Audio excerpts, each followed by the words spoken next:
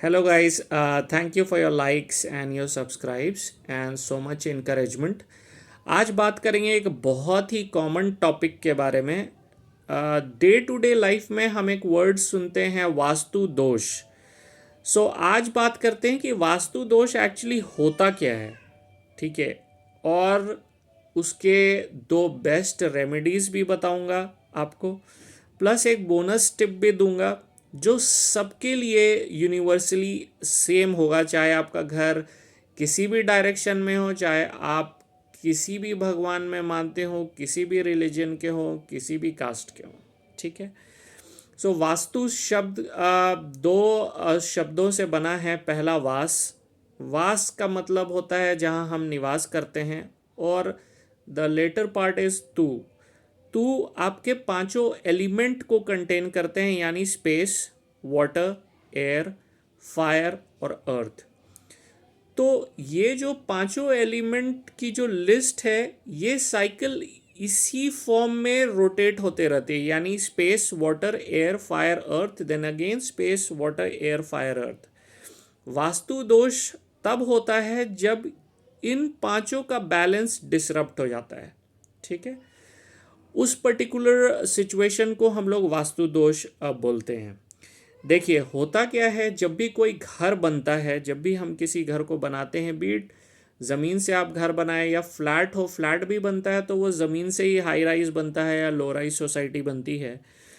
तो एक वास्तु पुरुष स्थापित हो जाता है आपके घर के अंदर, जो एक डिवाइन एनर्जी, एक डिवाइन ब्लेसिंग लेके आता है आपके घर में। ठीक है।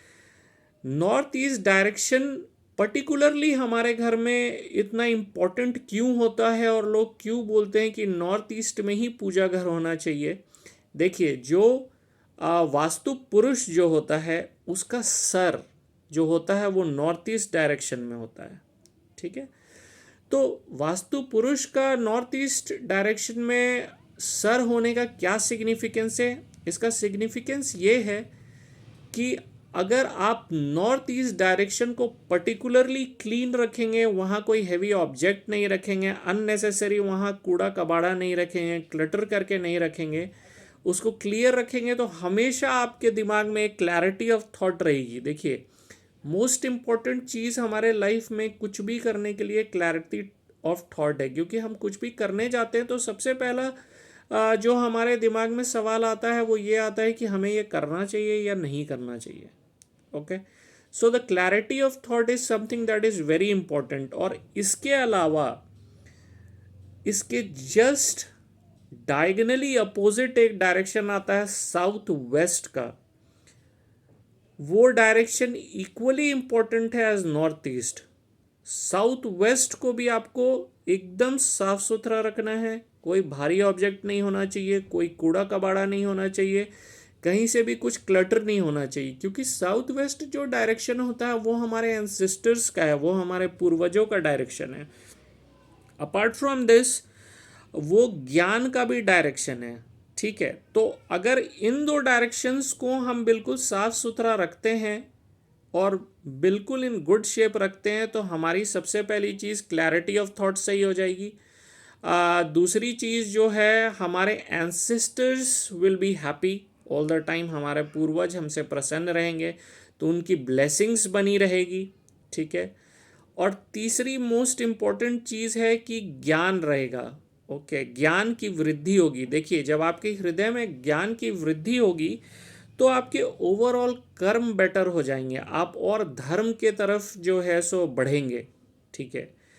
तो इन दो डायरेक्शंस को प्रॉपरली चैनलाइज और प्रॉपर मैनर और ऑर्डर में रखने से हमारी लाइफ की 99.99% जो प्रॉब्लम्स है वो सॉल्व हो जाएंगी। आप ध्यान देंगे कि जो हमारे काम रुक रुक के हो रहे थे, या अगर आपको ऐसा महसूस हुआ होगा कभी भी कि आ, आपके कामों में विघ्न आता है, ये सारे प्रॉब्लम्स आपके लाइफ से ख़त्म हो जाएंगे। ठीक है।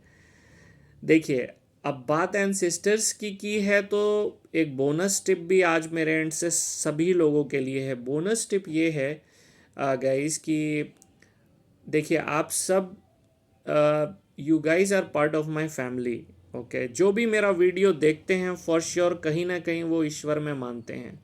तो कृपा दो ही तरीके की होती है। एक आप मान के चलो ईश्वरीय कृपा है जिसमें हम सभी मानते हैं, जो भी वीडियो देख रहे हैं वो तो फॉर श्योर भगवान में मानते हैं, ठीक है। और दूसरी होती है हमारे पितरों की कृपा, हमारे पूर्वजों के कर्म। देखिए हम आज जहाँ पर भी हैं उसमें हमारे पूर्वजों के अच्छे कर्मों का बहुत बड़ा योगदान है। हम बोल पा रहे हैं, हमें हमें अच्छा जीवन मिला है, ठीक है, हमारे पास ज्ञान है, हम ईश्वर से कनेक्टेड हैं। इसमें ईश्वर की कृपा तो है ही, हमारे पूर्वजों के भी अच्छे कर्मों का फल भी हमें मिल रहा है सेम टाइम पे। तो आपको करना ये है कि हर महीने के अमावस्या को कुछ भी आपको लेना है और अपने पूर्वजों के प्रति समर्पित करके उनका ग्रैटिट्यूड शो करना है, उनको थैंक यू बोलना है जीवन के हर पल के लिए, कि उनके अच्छे कर्मों के वजह से हम आज अपना लाइफ एंजॉय कर पा रहे हैं। हम इस लायक हैं कि हम अपने जीवन को अच्छे से जी पा रहे हैं, ठीक है। और ट्रस्ट मी, ये एक ऐसा उपाय है कि ये आपके लाइफ को बदल के रख देगा। और उसके बाद वो जो सामान है, ठीक है, उसको आपको दान कर देना है। यानी आपको किसी भी एक वस्तु को लाना है। लेट अस सपोज आप कोई भी एक फल ले लीजिए, एक सेब ले लीजिए, अपने पूर्वजों को सेब को अमावस्या के दिन समर्पित करके उनका ग्रैटिट्यूड शो कीजिए लाइफ के हर पल के लिए, और उस सेब को आप जो है सो दान कर दीजिए। ये कंटिन्यूअस बेसिस पे आपको लाइफ में फॉरएवर, दैट इज़ फॉरएवर करना है, चाहे आप किसी भी कास्ट के हों, किसी भी रिलीजन को फॉलो करते हो, कुछ भी, और आपकी लाइफ चेंज हो जाएगी, ठीक है। तो आज मेरे एंड से आप सब के लिए बस इतना ही है। Will shortly meet with you guys in my next video. Once again, thank you for your likes and your subscribes, and please share my videos. देखिए आप शेयर करेंगे, you never know कौन सा इंसान कौन सी रेमेडी या कौन सा बोनस टिप अपना ले और उसकी लाइफ जो है सो बेटर हो जाए। तो इससे मुझे तो ब्लेसिंग मिलेगी ही, आपको भी ब्लेसिंग मिलेगी, ठीक है।